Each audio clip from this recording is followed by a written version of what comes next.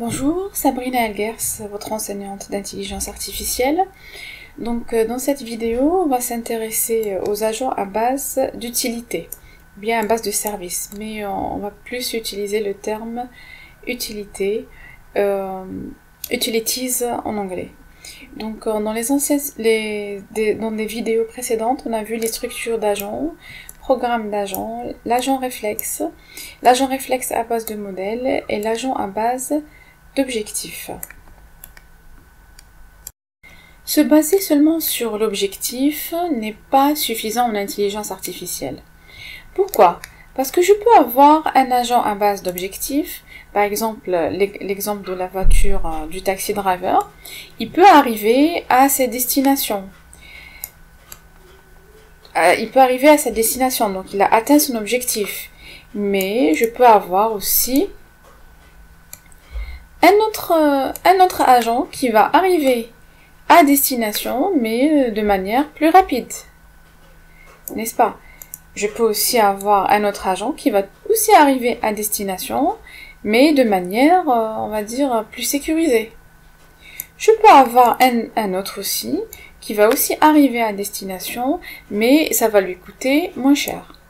Donc c'est pour ça, les agents à base d'utilité, ils ne sont pas suffisants quand il s'agit d'un environnement un peu plus complexe.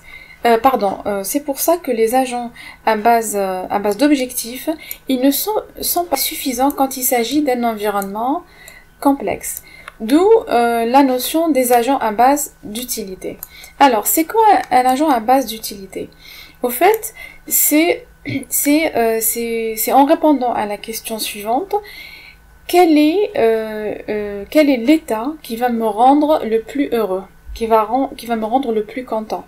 Est-ce que si j'arrive en toute sécurité? Est-ce que si j'arrive rapidement? Est-ce que si j'arrive et je paye moins cher? Est-ce que j'atteins un quelconque? Donc c'est cette notion de préférence qui va guider un petit peu l'agent pour les choix de ses actions. Au fait, je vais choisir une action par rapport à une autre, par rapport à ce monde que je vais réaliser. Est-ce que c'est un monde où je serai heureux? Au fait, de manière technique, je vais choisir une action par rapport à l'autre. Je vais choisir l'action qui va maximiser mon utilité. Alors, de manière plus technique, c'est quoi cette notion d'utilité? De manière plus technique, on dira que l'utilité, c'est une façon de dire que je suis dans un environnement où je suis content. Quand j'ai plusieurs objectifs, je vais choisir l'action qui va me rendre dans un état où je suis le plus content. C'est-à-dire, je vais maximiser mon utilité. Donc la fonction d'utilité, c'est quoi? Rappelez-vous, quand on a parlé de l'agent rationnel, c'est une internalisation de la mesure de performance. Donc de l'extérieur, on calcule la rationalité d'un agent par sa mesure de performance et on l'implémente sous forme de fonction d'utilité. Donc le plus il est rationnel, le plus il maximise sa fonction d'utilité. Alors, quand est-ce qu'on va utiliser un agent à base d'utilité par rapport à un agent à base d'objectif? Donc, dans deux cas. Le premier cas, quand il y a des objectifs en conflit. Par exemple, dans le cas de l'agent taxi driver. Donc, je veux, d'un côté, réussir à arriver à ma destination en toute sécurité, et en même temps, rapidement. Donc là, je vois bien qu'il y a deux objectifs qui sont en conflit. Donc c'est la notion d'utilité qui va me permettre d'implémenter ce type d'agent. Au fait, c'est selon l'utilité que j'ai fixée que l'agent va décider s'il va choisir plutôt la sécurité que la rapidité. La deuxième raison de l'utilisation des agents à base d'utilité par rapport aux agents à base d'objectifs, c'est quand l'agent il a plusieurs objectifs, mais on n'est pas certain qu'ils vont se réaliser. Dans ce cas-là, on va utiliser l'utilité, c'est une notion qui va nous dire quelle est la probabilité qu'un certain objectif va se réaliser par rapport à l'autre. Donc ici, on présente ici l'architecture d'un agent à base d'utilité. Donc comme dans les architectures précédentes,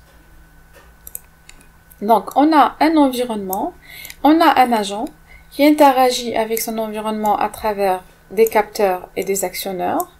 Vous avez les différents ensembles de, on va dire, d'entités ou bien de composants, le terme exact, de composants internes suivants. Donc le premier composant, c'est le modèle. C'est le modèle du monde. C'est un petit peu la même chose que dans les types d'agents précédents.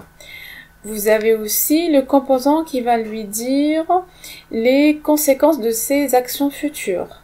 C'est-à-dire, si je fais ça et je fais ça, qu'est-ce qui va arriver? Un petit peu comme les agents à base,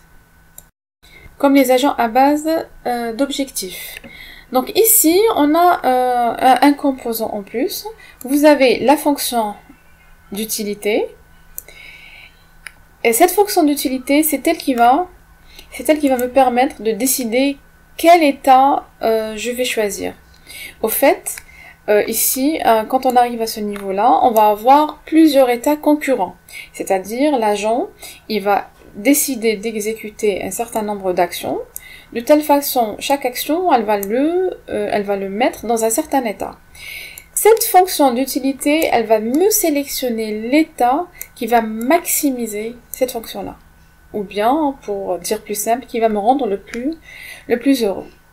Donc là, à partir de là, je vais choisir l'action adéquate qui va me générer l'état qui me maximise ma fonction d'utilité.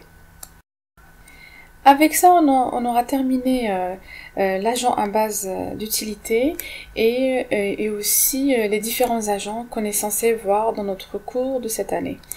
Par contre, je vais vous préparer une vidéo sur les agents à base, on va dire les agents d'apprentissage. Ceci ne rentre pas dans votre programme, mais c'est juste pour, on va dire, culture générale. N'hésitez pas à poser des questions ou de laisser un commentaire, ça me ferait plaisir d'y répondre.